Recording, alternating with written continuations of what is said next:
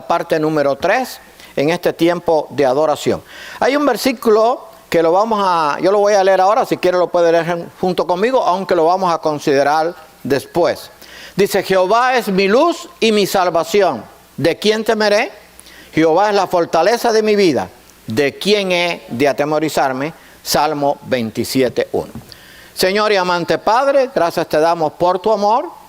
Nos encomendamos ahora a ti para que tú nos uses como instrumento y prepáranos de mente y corazón para recibir la enseñanza de tu palabra. Te lo pedimos todo humildemente en el nombre de tu amado Jesucristo. Amén. Bien, vamos a continuar con el mensaje de los salmos y hoy toca el Salmo 27. Vamos a ver 5 cosas del Salmo 27 y 5 enseñanzas también del Salmo 32. El Salmo 27 está considerado como un salmo profético porque cuando fue escrito estaba el pueblo de Dios clamando para que Dios le protegiera.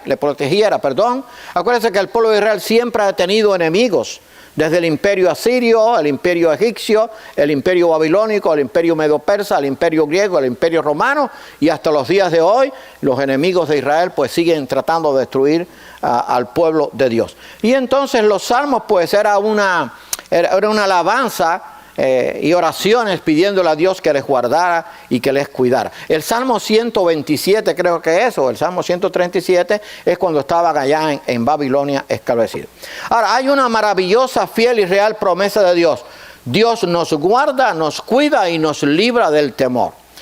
Estamos preocupados por muchas cosas. A veces estamos preocupados por problemas que tenemos en el hogar, por personas que tenemos enfermas, por la guerra que hay hoy, por la situación económica, por muchas cosas. Pero qué bueno es que tenemos un Dios que nos guarda, nos cuida y nos libra de ese miedo, ese temor que tiene el mundo. Hermano, nada va a suceder a los hijos de Dios que no esté de acuerdo a su plan eterno. Y entonces quiero citar este versículo, no sé si vendrá después más adelante. Decía Pablo: si Dios es por nosotros, ¿quién contra nosotros? Así que Dios nos va a guardar, nos va a cuidar en todo momento, en toda ocasión y en toda situación. El Salmo 27, Dios es luz y salvación. En medio de la angustia y el temor, Dios está con nosotros. Hay veces en que tenemos situaciones muy difíciles, a veces en la familia, o con un hijo, o con la esposa, o con el papá, o con la mamá, muchas situaciones difíciles. Pero qué bueno que en medio de la angustia y el temor, Dios está con nosotros en todo momento y en toda situación. Y entonces este versículo que ya lo leímos al comienzo dice: Jehová es mi luz y mi salvación. ¿De quién voy a temer? ¿De qué voy a temer? ¿De las amenazas de los hombres? ¿De las amenazas que hay hoy en día con este asunto de la guerra? No, tenemos que estar confiados porque Dios va a guardar a su pueblo y va a guardar a sus hijos. Y refiero al pueblo que teme y adora al único Dios verdadero. Entre eso, por supuesto, estoy hablando de los cristianos y del pueblo de Israel. Jehová es la fortaleza de mi vida. ¿De quién he de atemorizarme? Salmo 27:1. Hermano, tenemos muchos enemigos ocultos que no conocemos, pero ¿saben qué? Dios nos guarda porque Dios los conoce. Tú y yo no, pero Dios sí. Y entonces Dios nos guarda con su maravillosa providencia y con su majestuoso y maravilloso poder. Qué bueno es saber eso.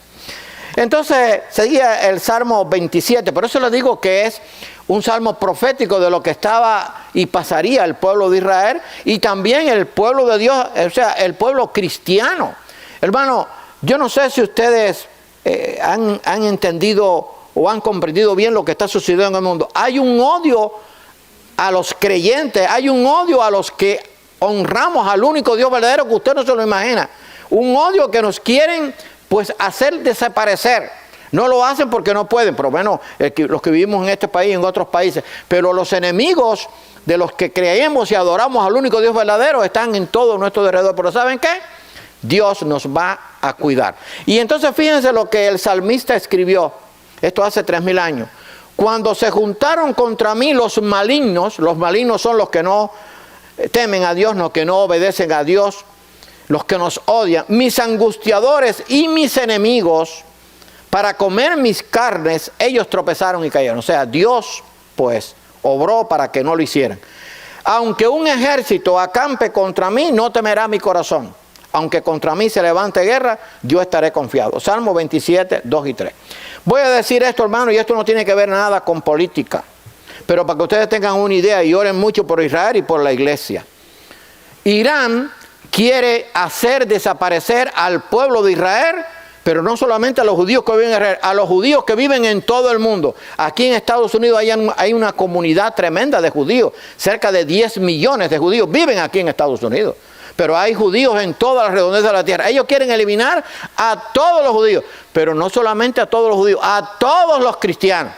Bueno, esos son los malignos y los enemigos de que arma el Salmo 27. Porque desde que Dios llamó a Abraham, el mundo ha odiado al pueblo de Dios, al único Dios verdadero, a los que honran y siguen al único Dios verdadero. Así que, hermanos, tenemos que orar mucho unos por los otros. Solo Dios nos puede librar del temor, de ese miedo que la gente tiene. Y entonces decía Cristo a sus discípulos en Juan 14:1, un versículo que usted conoce: no se turbe, o sea, que no tengamos temor ni miedo. Vuestro corazón, ¿creéis en Dios? Creed también en mí. No se turbe vuestro corazón. No nos podemos turbar. ¿Por qué? Porque tenemos un Dios todopoderoso. Usted dirá, bueno, el pastor nunca tendrá preocupación. Sí, yo sí las tengo igual que ustedes. Y hay días que uno amanece pues medio down, pero cuando leo la palabra, cuando oro, digo, gracias Señor porque te tengo a ti. Eres el Todopoderoso, eres mi amigo, eres mi Señor, eres mi Dios. Y contigo está la fuerza y el poder. ¿De quién voy a temer? ¿De quién vamos a temer? Y decía después Juan, también escribiendo en su primera carta, en el amor no hay temor, en el amor a Dios, sino que el perfecto amor echa fuera el temor. Cuando amamos a Dios verdaderamente es porque le obedecemos y entonces no hay temor, no tenemos que tener temor. La gente ahora tiene temor, en vez de tener temor por los enemigos, tiene temor de que se sube el petróleo, de que se sube la canasta familiar, de que se sube el arroz. Hermano, eso no es lo más importante, lo más importante es orar para que los enemigos de Dios pues sean juzgados. Dios lo va a hacer. Algunos van a ser condenados al infierno y otros van a ser juzgados aquí antes de tiempo y claro, después van a sufrir una eterna condenación. Pero qué bueno es que el Dios Todopoderoso está de nuestra parte. Está de nuestra parte quiere decir de los que adoramos al único Dios verdadero. El único Dios verdadero solamente lo tiene Israel y los creyentes, nadie más. Los creyentes que verdaderamente creen en la palabra de Dios, esta palabra que está aquí, desde Génesis 1:1 hasta Apocalipsis 22:21. Debemos anhelar la presencia de Dios. Porque si no, hermanos, ¿cómo vamos entonces a tener la fuerza para seguir adelante? Entonces decía el salmista, acuérdense que el salmista escribió por inspiración divina. El salmo era el himnario de los judíos. Esos salmos se cantaban en las sinagogas y después en el templo. Hay 150 salmos, o sea, tenían 150 himnos, pero había salmos muy largos, los cantaban de una forma que era un poco más lenta, pero era para expresar su agradecimiento y para también pedirle a Dios por su protección y para confiar en las promesas de Dios. Y entonces sigue diciendo el Salmo 27, una cosa he demandado a Jehová, a Dios, esta buscaré, que esté yo en la casa de Jehová todos los días de mi vida. Qué triste es que hay gente que no quiere venir a la casa de Dios. O sea, la casa de Dios donde nos reunimos los creyentes. Para contemplar la hermosura de Jehová y para inquirir. Inquirir quiere decir indagar. ¿Indagar en qué? En la palabra de Dios. O sea, cuando venimos a la iglesia, ¿qué venimos a escuchar? El mensaje de Dios. No es el mensaje del pastor, usted me perdona. El pastor es el instrumento, pero venimos a escuchar a Dios, lo necesitamos. Y para orar juntos, para estimularnos al amor, a las buenas obras. Para indagar en su templo. Porque Él me esconderá en su tabernáculo en el día del mal. El tabernáculo quiere decir la presencia de Dios. Sobre una roca me pondrá en alto. Salmo 27, 4 y 5. Cuando viene una creciente alta o una creciente fuerte, el que está en una montaña alta, la corriente no le toca. Esa es la idea. Dice, sobre una roca me pondrá en alto. Nosotros estamos en el alto de la presencia y del poder de Dios. Nada, ni nadie nos podrá hacer daño. Ni a nosotros, ni a todos los que honran el nombre de Dios. Entonces, hermanos, pues yo sé que hay preocupaciones, pero estemos confiados en que Dios ha prometido estar con nosotros siempre. Debemos orar y confiar en la protección de Dios. O sea, debo orar todos los días para darle gracias. Señor, gracias, porque tú me proteges, porque tú me cuidas. Oye, Jehová, mi voz con que a ti clamo. Eso tiene que ser diario. Ten misericordia de mí y respóndeme. Y el salmista estaba diciendo, respóndeme, en el sentido, necesitaba escuchar la voz de Dios y no escuchar la voz de Dios audible. No, la voz de Dios estaba allí en lo que Dios había revelado a los profetas. A veces pues hablaba con los profetas y con Moisés hablaba cara a cara. Y entonces declara el salmista, aunque mi padre y mi madre me dejaran, con todo Jehová me recogerá.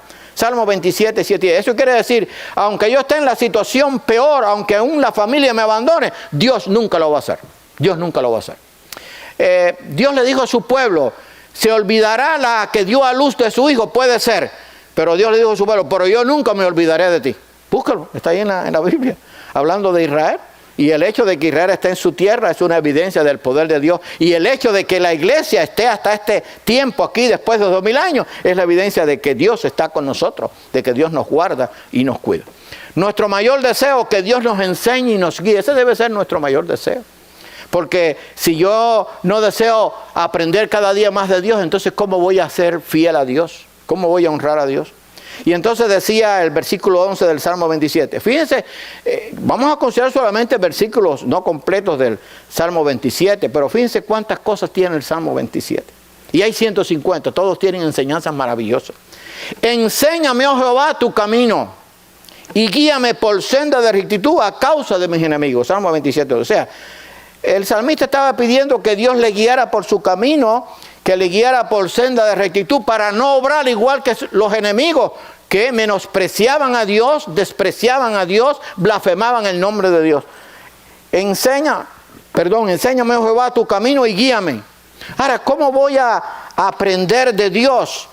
Hermano, perdona que yo repita esto tanto, pero es esto que sirve para mí. ¿Cómo yo voy a aprender de Dios? Decir, enséñame, oh Jehová, tu camino y guíame. Si yo nunca leo la Biblia y nunca oro, todos los días, escucha bien, todos los días, no puede faltar un día en que usted tenga que leer la Biblia, 1, 2, 3 versículos, 1, 2, 3 capítulos, lo que sea, pero tiene que orar. Ahora, no tiene que orar. No, pastor, yo oro 3 veces al día, yo doy gracias por el desayuno, doy gracias en el almuerzo, doy gracias en la comida. No, eso no funciona así. Orar, Señor, gracias porque me guarda, gracias porque me cuida, gracias porque me provees. Porque sabe que si nosotros viéramos los enemigos que tenemos, nos mudaríamos del lugar donde estábamos. Entonces, ¿dónde íbamos a vivir? En la luna únicamente, solo. Pero entonces después llegábamos a la luna, hacíamos la casita y entonces nos acostábamos y por la mañana estaba al lado el que nos pide la cabeza. No, yo llegué por la madrugada. No hay forma, pero Dios nos guarda, conoce a nuestros enemigos y Dios nos guarda de ellos. Entonces, hermano, tengo que decir, enséñame, pero tengo que orar todos los días, leer su palabra para que Dios me hable.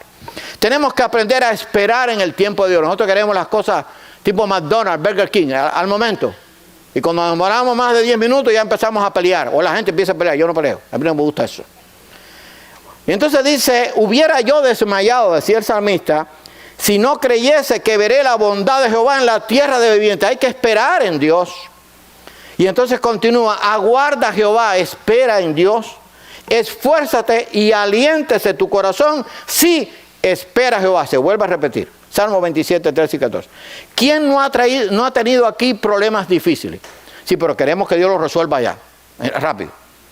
Cuando usted tiene dolor de cabeza, ¿qué usted hace? Normalmente se toma una pastilla, pero el dolor de cabeza no se le quita al instante. A veces demora. Y a veces, ¿qué pasa? Que quizás se tenga que tomar otra pastilla porque no se le quitó. Estoy poniendo un ejemplo. Entonces, a veces tenemos problemas y queremos que Dios actúe ya. No, hermano, Dios tiene su tiempo. Y dice aquí, tenemos que aprender a esperar en el tiempo de Dios. ¿Por qué? Porque Dios tiene su tiempo para todo. Pero Dios está atento. Desde que nosotros oramos y le pedimos a Él, ya Dios nos escuchó. Yo, hermano, digo que eso lo he aplicado en mi vida, a mí me ha funcionado. ¿Por qué? Porque la tristeza, la melancolía, el extrañar, algunos quizás piensen, yo sé que ustedes no, que yo no extraño a mi esposa. Sí la extraño y pienso en ella todos los días y en mi hijo también, pero ya no están aquí. Están en la eternidad y un día los voy a ver. Entonces en ese momento, pues Dios me consuela, Dios me anima, Dios me dice estoy contigo y todo tiene su tiempo. Así es, tenemos que esperar en Dios, hermano. No podemos apurar a Dios. Dios no necesita apuro, Dios obra en el momento oportuno. Entonces escribió Isaías, hablando el profeta de los que tienen la confianza en Dios. Los muchachos no solamente se refiere a los jóvenes, sino a los que no confían en Dios. Los muchachos se fatigan y se cansan. Los jóvenes flaquean y caen. O sea, esos que no tienen a Dios y creen que por su fortaleza física pueden resolver los problemas. Pero los que esperan, aquí está el problema, está el asunto, la clave, hay que esperar en Dios. Pero los que esperan a Jehová tendrán nuevas fuerzas. Levantarán alas como las águilas. Correrán y no se cansarán, caminarán y no se fatigarán. Isaías 40:31. Hermano, le voy a dar un consejo. Cuando usted esté pasando por un momento difícil, porque los hay y van a venir, si no los ha habido, o ha habido, quizás vengan peores, haga un alto y mire al cielo. Eso no es un ritualismo. O haga un alto en ese momento y usted busque a Dios y usted va a ver la respuesta. Muchas veces yo lo hice. Muchas veces. Lo único que podía hacer, porque como humano, pues, yo pues confiaba en Dios, pero a veces me flaqueaban las fuerzas. Entonces me recuerdo, le estaba contando a unos hermanos que yo tuve a mi esposo y a mi hijo enfermos a la misma vez. Y se murieron un año de diferencia uno de otro. Yo pasé por la enfermedad de los dos al mismo tiempo. Entonces, había momentos en que yo decía, Señor, ¿qué voy a hacer? Entonces yo salí un momento a la habitación cuando no estaba mi hija. Estaba yo siempre, tenía compañía a mi esposa y mi hijo también, pues yo estaba con él. Entonces salía a la ventana y miraba al cielo, hacia al horizonte. Decía, Señor, necesito que me des fuerza. Necesito que me ayudes. Necesito tu fortaleza. Él me la estaba dando, pero yo necesitaba hablar con él. Hermano, de allí entonces volví a la habitación y ya yo estaba más calmado. Y Dios me dio la fortaleza, aún ya no siendo ni muy joven. Pero hermano, ¿cuándo vamos a tener fortaleza? Cuando confiamos en Dios. Los que no confían en Dios se van a fatigar, se van a cansar y van a caerse. Pero los que confiamos en Dios, pues vamos a seguir adelante. Y el Salmo 32, que con este vamos a terminar, es de la dicha del perdón. Este lo escribió el rey David después que había pecado con la esposa de Urías Geteo y todo aquello que sucedió. Pero piense, ¿necesitamos el perdón de Dios? ¿Necesitamos el perdón de Dios el domingo cuando venimos a la iglesia? ¿O el miércoles al estudio bíblico? ¿O a la escuela dominicana? ¿Necesitamos el perdón de Dios todos los días, a toda hora? Porque vamos a ver que un pensamiento, un sentimiento, dejar de hacer lo bueno, vamos a ver lo que es pecado y todo lo que sea pecado no agrada a Dios. Entonces necesitamos el perdón de Dios. No estoy hablando del perdón de los pecados a través de Cristo, eso lo tenemos garantizado por la fe en Cristo. Estoy hablando del perdón de lo que hacemos aún después de ser creyentes. ¿Por qué? Porque somos humanos. Y entonces, pues, el rey David, y deja ver si puedo dar el preámbulo antes de entrar en el Salmo. El rey David, su pecado fue grande. No solamente tomó la esposa que no le pertenecía, sino que mandó a matar a Urías Geteo, aunque no fue físicamente. El autor intelectual le dijo al capitán del ejército, oye, ponlo al frente de la batalla, y lo mataron allá. Y se quedó después con la esposa de Urías Geteo. Y ese niño que nació murió porque era consecuencia del pecado.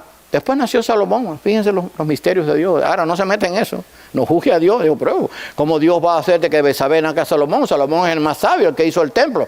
Oye, no se mete en eso. Eso es asunto de Dios. Dios sabe lo que hace. O sea, no vaya a juzgar a Dios. Mire, de mí hable peste si usted quiere, júzgueme a mí, pero con Dios no se meta. Ni yo tampoco. Dios sabe lo que hace, punto. Dios nunca se ha equivocado. No ha cometido un solo error. Entonces, la dicha del perdón, qué bueno es saber que Dios nos está dispuesto a perdonar. Siempre. Siempre que nos arrepintamos. Por eso Dios perdonó a David. Por eso dice la Biblia que el corazón de David era conforme al corazón de Dios. Y por eso es que de la descendencia de David vino el Mesías.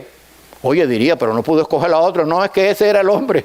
Ese era el hombre que en verdad se arrepintió. Porque lo que Dios mira es el verdadero arrepentimiento de corazón. En todo nuestro ser.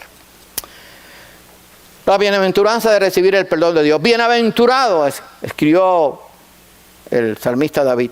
Bienaventurado aquel cuya transgresión ha sido perdonada. Dios perdonó a David porque se arrepintió. Y cubierto su pecado, quiere decir cubierto con el amor de Dios y también en un sentido después profético con la sangre de Cristo. Bienaventurado el hombre a quien Jehová no culpa de iniquidad porque se arrepintió verdaderamente y en cuyo espíritu no hay engaño. Salmo 32, 1 y 2. Después léase el Salmo 1. Bienaventurado el hombre que no anduvo en consejo de malos ni en silla de escarnecedores. Léase el Salmo 1 después. Ahora, dice, bienaventurado el hombre a quien Jehová no culpa de iniquidad. Pero ¿por qué el rey David pudo escribir eso porque él sabía que Dios le había perdonado, porque Dios sabía cómo estaba su corazón, y cómo estaba su pensamiento, y cómo estaban sus sentimientos, y cómo estaba su voluntad. Lo conocía verdaderamente, por eso Dios lo perdonó. No era un arrepentimiento allí de apariencia, no era un arrepentimiento sincero delante de Dios. Y este salmo es maravilloso. Dios es amplio en perdonar, eso lo dice la Biblia, no lo digo yo, lo dijo Dios. Escribió Isaías hace unos 2600 años atrás: deje el impío su camino, o sea, esa persona que no quiere saber de Dios, y el hombre inicuo sus pensamientos, hay esperanza para ellos si se arrepienten. Y vuelvas a Jehová, el cual tendrá de él misericordia, claro, si se arrepiente, y al Dios nuestro, el cual será amplio en perdonar. Yo no sé si usted sabe el alcance, Isaías 55. Dios es amplio en perdonar, pero también es amplio en dar la condenación eterna al que no se arrepiente. Porque Dios es justicia, es misericordia, es amor, pero es fuego consumidor y ira justa. O sea, yo no sé si usted ve todo eso tiene que ir unido y está al mismo nivel. La justicia no está arriba y el amor abajo, ni el amor está arriba ni la justicia abajo. No, todo está parejo. Los atributos de Dios son perfectos. Y qué bueno es que Dios es amplio en perdonar a todo aquel que viene con un corazón arrepentido, contrito, humillado. Eso lo dice también el Salmo 51. Para obtener el perdón de Dios debemos reconocer nuestro pecado, de que somos pecadores. Escribió el salmista, estoy hablando de lo que dice la palabra de Dios, yo no estoy hablando nada mío, aunque ya siempre digo que yo hablo mucho, pero siempre hablo lo que está de acuerdo a la palabra. Mientras callé, decía David, se envejecieron mis huesos. Yo no sé si usted ha hecho algo malo y no se ha arrepentido delante de Dios y está como consumido. No es que tenga artritis, no es que tenga una parálisis, no es que está consumido porque el pecado no lo deja vivir la vida cristiana. Hasta que usted no los confiesa: Señor, te necesito, perdóname, te fallé. Eso lo podemos hacer, pero que lo hagamos sinceramente. Eso fue lo que hizo David. Mientras caía se envejecieron mis huesos y mis gemir todo el día. O sea, se volvió mi verdor en sequedades de verano. O sea, la vida era un yogur. Eso es una expresión que usamos en Cuba. Mi pecado te declaré y no encubrí mi pecado. Dije, confesaré mis transgresiones a Jehová. Y entonces cuando él confesó sus transgresiones, sus pecados a Jehová, y tú perdonaste la maldad de mi pecado. Salmo 32:5. Dios no puede perdonar nuestros pecados hasta que no se los confesemos. Señor, he pecado. Nosotros no usamos la confesión como el sacerdote. No se les ocurra, les voy a contar esto. Estando en Panamá, Dios me permitió estar de pastor laico, y entonces una hermana cometió un pecado y vino a confesarse conmigo. Tú no se tiene que confesar conmigo, sorry. Usted tiene que decírselo a Dios. A mí no me diga, porque era algo terrible. Y dije, no me diga nada, please, por favor, no lo voy a escuchar, y me fui. Entonces, eso de que uno va al sacerdote, el sacerdote le absorbe los pecados, o usted paga para que entonces le pague por los pecados. No. Tenemos que confesar nuestros pecados a Dios, que Él los conoce. Porque al sacerdote lo podemos engañar. Le podemos decir, bueno, yo hice este pecado, lo hizo más terrible, pero el sacerdote ni se enteró, ok, estás perdonado, vete por ahí para allá. Pero a Dios no le podemos decir eso. Dios conoce nuestros pensamientos antes de pensarlos, conoce nuestro corazón, conoce nuestros sentimientos, conoce nuestras intenciones. Entonces, por lo tanto, se lo tenemos que confesar todo. Pero cuando lo hacemos, entonces de verdad, entonces Él perdona nuestro pecado. Cuando pecamos necesitamos el perdón de Dios, hermano, eso es así. La Biblia lo enseña. Ahora, ¿qué cosa es pecado? Vamos a ver qué cosa es pecado. O sea, pecado es lo que ofende a Dios, y por eso hay que pedirle perdón. Y vamos a ver por qué tenemos que pedirle perdón todos los días. Dice aquí, no lo digo yo, lo dice la Biblia. O sea, la Biblia, ¿qué cosa es? La palabra de Dios. ¿Dónde comienza? Lo he repetido 1.000.000 de veces, de Génesis 1.1 hasta Apocalipsis 22.21. Lo que aquí diga Dios, no lo discuta con él porque tiene un problema. Conmigo no, con Dios sí lo va a tener. Entonces dice aquí, y al que sabe hacer lo bueno y no lo hace, le es pecado. Santiago 4 dice, entonces dice alguno, yo me llevo bien con todo el mundo, yo no odio a nadie, yo no hago mal, yo no robo, yo no adultero, yo no hago esto. Sí, pero ¿y si dejas de hacer lo bueno? Lo bueno, ¿qué cosa es? Por ejemplo, predicar el evangelio. Lo bueno es ayudar a uno que esté necesitado. Entonces, cuando yo dejo de hacer lo bueno, también es pecado. ¿Cuántas veces dejamos de hacer lo bueno? Busca una libreta y anótelo. A ver, oye, ¿verdad que son una pila de cosas? Bueno, por eso hay que pedirle perdón a Dios todos los días. No sé si me estoy explicando, yo creo que sí. Entonces, dejar de hacer lo bueno es pecado. Ahora, no confiar en las promesas de Dios también es pecado. Confiar en las promesas de Dios es bueno, cuando no lo hacemos es malo y no agrada a Dios. Ahí están algunas promesas, Mateo 6:33, Romanos 8:28, 2 de Pedro 3:13. O sea, que cuando yo no confío en las promesas de Dios, entonces yo no estoy agradando a Dios. Y lo que no agrada a Dios es pecado. Entonces ahora la pregunta es, ¿entonces todos los días no tengo que pedirle perdón a Dios? Sí, todos los días. Y no por una cosita. Entonces haga esta prueba nada más, usted mañana, esta tarde. Señor, te voy a pedir perdón por lo que hice hoy, y anótalo. Pero ahí tiene que anotar un pensamiento, un sentimiento, una voluntad, que quería coger al cuello a este y ahorcarlo, al otro que lo partiera un rayo, al otro una mirada de esa que lo que quería era fulminarlo, al hermano que lo llamo hermano, pero le pido la cabeza. Entonces, no, pues Señor, ¿verdad que tengo que pedirte perdón todos los días? Tengo que estar humillado. Esa es la idea. ¿Por qué? Porque Dios mira el corazón. Porque pecado como el de David era un pecado fuerte, pero Dios le perdonó. El que encubre sus pecados no va a prosperar. Así que no lo hagamos. Ahí me incluyo yo. En todo esto que les he dicho estoy incluido yo. Mas el que los confiesa y se aparta, alcanzará misericordia. Proverbios 28:13. Lo voy a volver a leer. Dice Proverbios 28:13, que fue escrito por Salomón hace 3000 años. El que encubre sus pecados no va a prosperar. O sea, si tú encubres tu pecado y no se lo confiesas a Dios, o no se lo confesamos, no vamos a ser bendecidos. Mas el que los confiesa y se aparta, alcanzará misericordia. Y entonces dice 1 de Juan 1:9, si confesamos nuestros pecados, Él es fiel y justo para perdonar nuestros pecados y limpiarnos de toda maldad. ¿Qué fue lo que le dijo allí el Señor a aquella mujer que había tenido 5 maridos y el otro que tenía tampoco era? O a aquella mujer que era adúltera y Dios la escribió en tierra y le dijo, vete y no peques más. O sea, yo le tengo que pedir a Dios que me bendiga y confesarle mi pecado, pero tengo que tratar de cada día pecar menos. No sé si me estoy explicando. O sea, Señor, ayúdame a cada día a serte más fiel. Debe haber un genuino arrepentimiento. Echad de vosotros todas vuestras transgresiones en que habéis pecado. Esto lo escribió Ezequiel. Y haced un corazón nuevo y un espíritu nuevo. Esto se lo decía a su pueblo, a Israel. ¿Por qué moriréis, casa de Israel? Porque no quiero la muerte del que muere, dice el Señor. Convertíos pues y viviréis. Ezequiel 18, 31 y 32. Dice, no quiero la muerte del que muere. Ahora todo el mundo no muere. Dios no quiere la muerte de nadie. Dios quiere que todos procedan al arrepentimiento, pero es que la gente lo quiere, punto. Por eso el mundo está hecho un caos total. Ustedes no se han dado cuenta, y le voy a decir esto para que, y si no, investíguelo, hay un enfriamiento a nivel mundial de la iglesia de Dios. La gente quiere ser cristiano a su manera. No, yo leo la Biblia, eso sí, todos los días no. Una vez a la semana, oro 3 veces al mes, no, a la iglesia, bueno, voy en Navidad, el día de resurrección, y alguna fiesta que den, con una comida, para coger algo de gratis, ¿no? Hermano, eso no funciona así. Pero está dicho de que eso ocurriría, porque déjame decir, yo el otro día pensando en esto me dio una tristeza tremenda. Acuérdense que en el sermón profético, Cristo dijo, por haberse multiplicado la maldad, el amor de muchos se enfriaría, pero le estaba hablando a los cristianos, a los discípulos. Entonces eso es lo que ha pasado, la maldad ha aumentado y el amor de muchos se ha enfriado. No, yo puedo ser cristiano en mi casa, no, eso no funciona. Te lo digo, a no ser que esté enfermo, eso sí, si está enfermo está justificado. Espero que me haya hecho entender.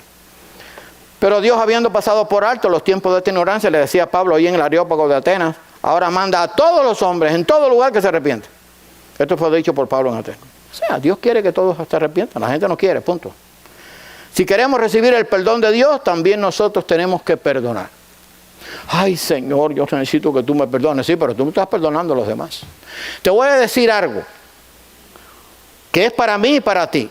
Si no perdonamos, Dios no nos va a perdonar a nosotros, esas ofensas que cometemos. Podemos estar pidiéndole perdón a Dios 3 meses y ayunando 40 días y Dios no nos va a perdonar. ¿Qué les parece?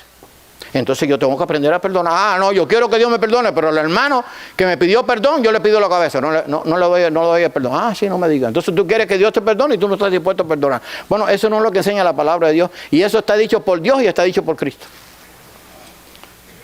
Entonces Cristo le dijo allí en el sermón del monte, porque si perdonáis a los hombres sus ofensas, os perdonará también a vosotros vuestro Padre Celestial. Mas si no perdonáis a los hombres sus ofensas, tampoco vuestro Padre os perdonará vuestras ofensas.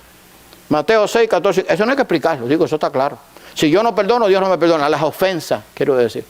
Entonces, cuando no soy perdonado de las ofensas, me siento mal.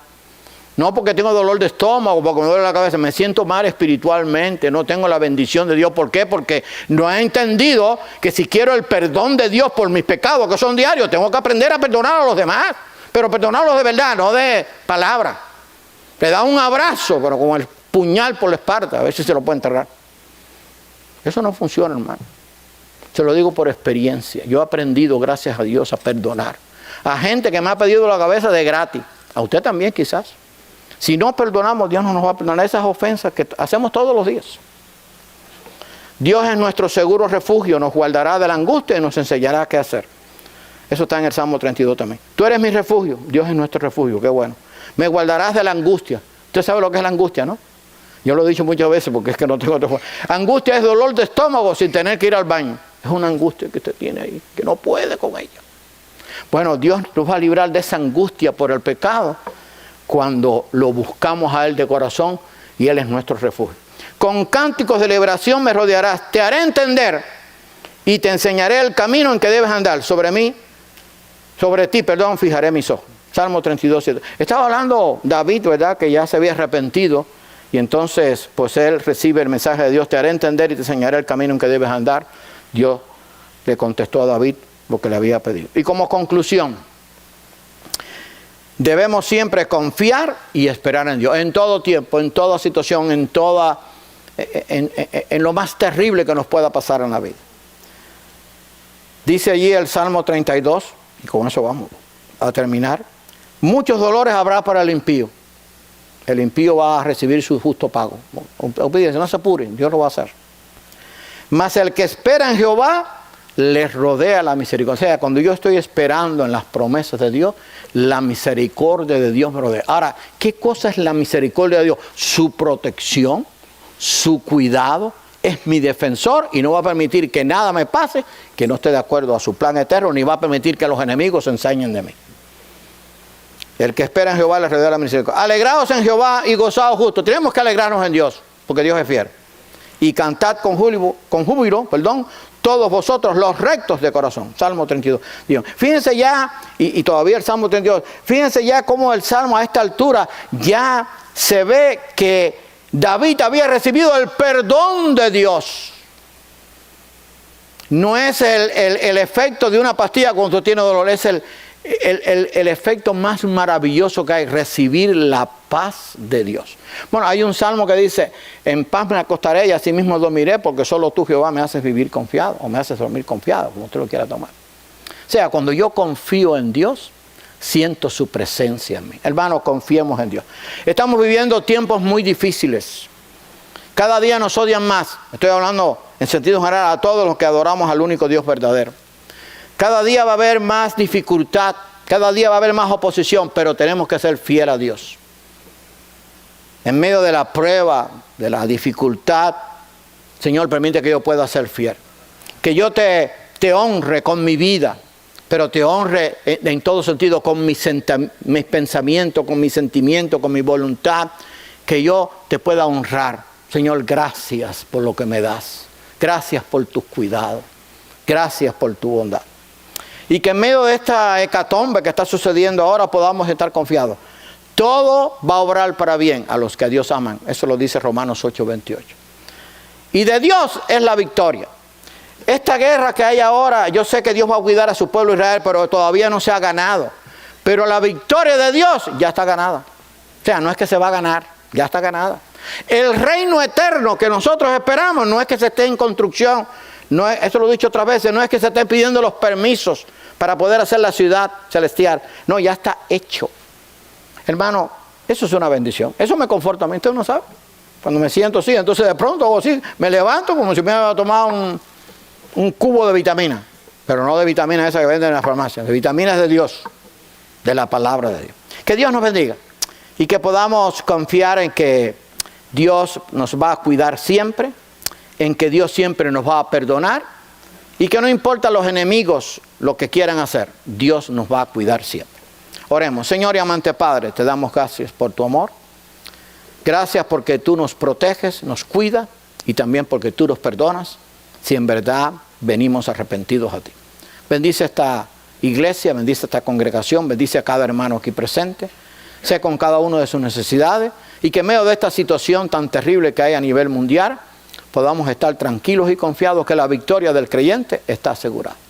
Gracias, Señor, por tu protección y por tu cuidado. Y perdona nuestros pecados. Te lo pedimos humildemente en el nombre de tu Hijo amado Jesucristo. Amén. Bien, vamos a terminar con el himno final, puestos en pie.